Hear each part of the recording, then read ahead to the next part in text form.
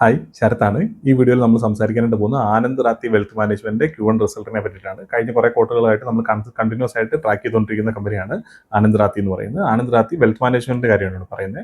അവരുടെ revenue growth നോക്കിയാൽ 18% revenue growth വന്നിരിക്കുന്നത് കാണാൻ പറ്റും.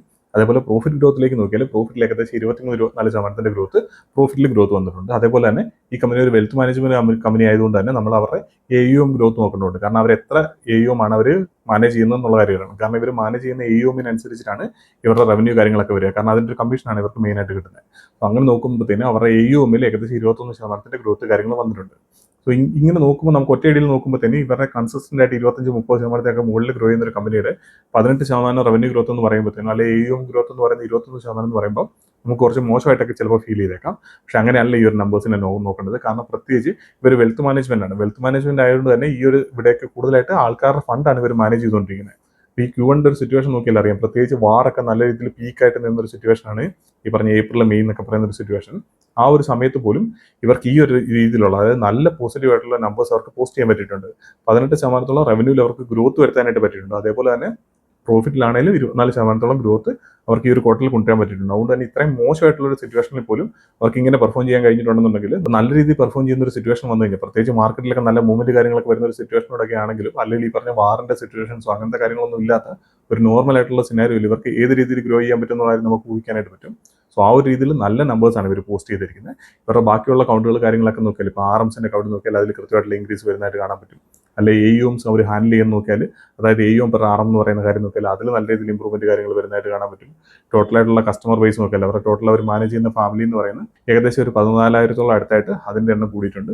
സോ ആ രീതിയിൽ എല്ലാ കാര്യങ്ങളും നല്ല രീതിയിൽ ഗ്രോത്ത് കാര്യങ്ങളും വരുന്നുണ്ട്. അതേപോലെ തന്നെ ഇവരുടെ ഒരു ക്ലയന്റിന്റെ സൈസ് ഒക്കെ നോക്കിക്കഴിഞ്ഞാൽ ഇവരിപ്പോൾ ഏകദേശം 30% ഇപ്പോൾ ഈ 14,000 പേരോളം ഫാമിലീസ് ഇവർ ഹാൻഡിൽ ചെയ്യുന്നുണ്ടെന്ന് പറഞ്ഞല്ലോ. അതിൽ 30% ഫാമിലി എന്ന് പറയുന്നത് അവർക്ക് 50 കോടിക്ക് മേളിലാണ് അവരുടെ ഫണ്ട് ഇവർ ഹാൻഡിൽ ചെയ്തുകൊണ്ടിരിക്കുന്നത്. ഓരോ ക്ലയൻസിന്റെയും ഈ പറഞ്ഞ വെൽത്ത് ഇവർ മാനേജ് ചെയ്യുന്ന എമൗണ്ട് എന്ന് പറയുന്നത് 50 കോടിക്ക് മുകളിലാണുള്ളത്. ടോട്ടൽ ഇവരുടെ ഏകദേശം 70% ക്ലയൻസിൻ്റെ ആവറേജ് നോക്കിയാൽ 5 കോടിക്ക് മുകളിൽ ഫണ്ടാണ് 70% ആൾക്കാരുടെ ഇവർ ഹാൻഡിൽ ചെയ്തുകൊണ്ടിരിക്കുന്നത്. ആ രീതിയിൽ നല്ല രീതിയിലുള്ള ക്ലയന്റ് ബേസ് കാര്യങ്ങളൊക്കെ ഉള്ള ഒരു കമ്പനിയാണ്. കൺസിസ്റ്റന്റ് ആയിട്ട് പെർഫോം ചെയ്തുകൊണ്ടിരിക്കുന്ന ഒരു സ്റ്റോക്ക് കൂടിയാണ് ഈ ആനന്ദ് റാത്തി വെൽത്ത് എന്ന് പറയുന്നത്.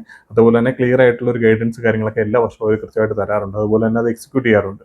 അത് ഈ ഒരു വർഷത്തെ ഗൈഡൻസ് വെച്ച് നോക്കിയാൽ ഏകദേശം 1,400 കോടിക്ക് മുകളിലാണ് അവർ റവന്യൂ കാര്യങ്ങൾ അവർ ഗൈഡ് ചെയ്തിരിക്കുന്നത്. 450-460 കോടിയോളാണ് അവർ പ്രോഫിറ്റ് ഗൈഡ് ചെയ്തിരിക്കുന്നത്. ഈ കാര്യങ്ങളെല്ലാം നോക്കിയാൽ അവർ കൃത്യമായിട്ട് ഗൈഡ് ചെയ്തിരിക്കുന്ന അതേ പെർസെൻറ്റേജിൽ തന്നെ മൂവ് ചെയ്യുന്നതായിട്ട് കാണാൻ പറ്റും. പ്രത്യേകിച്ച് ഇത്രയും മോശമായിട്ടുള്ള ഒരു സിറ്റുവേഷനിൽ പോലും ഇവർക്ക് റവന്യൂവിൽ ഏകദേശം അവരുടെ 24%ഓളം അവരുടെ ടാർഗറ്റ് ഒരു ക്വാർട്ടറിൽ തന്നെ അവർക്ക് അച്ചീവ് ചെയ്യാൻ പറ്റിയിട്ടുണ്ട്. പ്രോഫിറ്റ് നോക്കിയാലും 25%ഓളം അവർക്ക് അച്ചീവ് ചെയ്യാൻ പറ്റിയിട്ടുണ്ട്. അതേപോലെ തന്നെ AUM അവർ ടോട്ടൽ മാനേജ് ചെയ്യുന്ന AUM എന്ന് പറയുന്നത് ഈ ഒരു ക്വാർട്ടറിൽ ഏകദേശം 1,20,000 കോടിയാവുന്നതാണ്. ഈ ഒരു ഫൈനാൻഷ്യൽ ഇയറിൽ 1,20,000 കോടിയാവുന്നതാണ് അവർ പറഞ്ഞിരുന്നത്. അത് നോക്കിയാൽ അതും കൃത്യമായിട്ടുള്ള ആ ഒരു ഡയറക്ഷനിലേക്ക് തന്നെ മൂവ് ചെയ്യുന്നതായിട്ട് കാണാൻ പറ്റും. അങ്ങനെ നോക്കുമ്പോൾ മൊത്തത്തിൽ മാനേജ്മെന്റ് പറയുന്ന പോലെ തന്നെ ഈ ഒരു കമ്പനി കൃത്യമായിട്ട് എക്സിക്യൂട്ട് ചെയ്യുന്നുണ്ട്. പ്രത്യേകിച്ച് ഈ ഒരു മോശമായിട്ടുള്ള ഒരു സിറ്റുവേഷനിൽ പോലും. അതുകൊണ്ട് തന്നെ നല്ല റിസൾട്ട് നമ്പേഴ്സ് തന്നെയാണ് ആനന്ദ് റാത്തി പോസ്റ്റ് ചെയ്തുകൊണ്ടിരിക്കുന്നത്. പിന്നെ ഒരു കാര്യമുള്ളതെന്ന് വെച്ചാൽ ഇവരുടെ വാല്യൂഷൻ എപ്പോഴും ഹൈ ആയിരിക്കും. അത് വരുന്ന വർഷങ്ങളിലൊക്കെ ഈ ഒരു സ്റ്റോക്കിൽ ആ രീതിയിൽ തന്നെ തുടരാനാണ് സാധ്യത. കാരണം എന്താണെന്ന് വെച്ചാൽ നല്ല രീതിയിൽ ഏണിംഗ്സ് വിസിബിലിറ്റി കാര്യങ്ങളൊക്കെ ഉള്ള ഒരു കമ്പനിയാണ്. കാരണം വരുന്ന വർഷങ്ങളിലൊക്കെ നമുക്ക് നല്ല ഗ്രോത്ത് കാര്യങ്ങളൊക്കെ ഈ ഒരു സ്റ്റോക്ക് എക്സ്പെക്ട് ചെയ്യാൻ പറ്റും. പ്രത്യേകിച്ച് നമ്മുടെ മാർക്കറ്റിൽ നല്ല രീതിയിൽ ഓപ്പൺ ആകാൻ കിടക്കുന്നേ ഉള്ളൂ. സോ അതുകൊണ്ട് തന്നെ ആ ഒരു സിറ്റുവേഷൻ നോക്കുമ്പോൾ തന്നെ ഈ ഒരു സ്റ്റോക്കിൽ നല്ല രീതിയിലുള്ള പൊട്ടൻഷ്യൽ ഉണ്ട് ഫ്യൂച്ചറിലേക്കൊക്കെ. അങ്ങനെ അതുകൊണ്ട് തന്നെയാണ് ഈ ഒരു സ്റ്റോക്ക് ഈ പറഞ്ഞ 70-80 PE-ലൊക്കെയാണ് സ്റ്റോക്ക് എപ്പോഴും അവൈലബിൾ ആകുന്നത്. അത് കണ്ടിന്യൂസ് ആയിട്ട് ആ ഒരു രീതിയിൽ തന്നെയാണ് അത് മൂവ് ചെയ്തുകൊണ്ടിരിക്കുന്നത്. പ്രൈസ് കൃത്യമായിട്ട് മൂവ് ചെയ്യും. അതിനനുസരിച്ചിട്ട് സ്റ്റോക്കിന്റെ പെർഫോമൻസ് കാര്യങ്ങൾ വരും.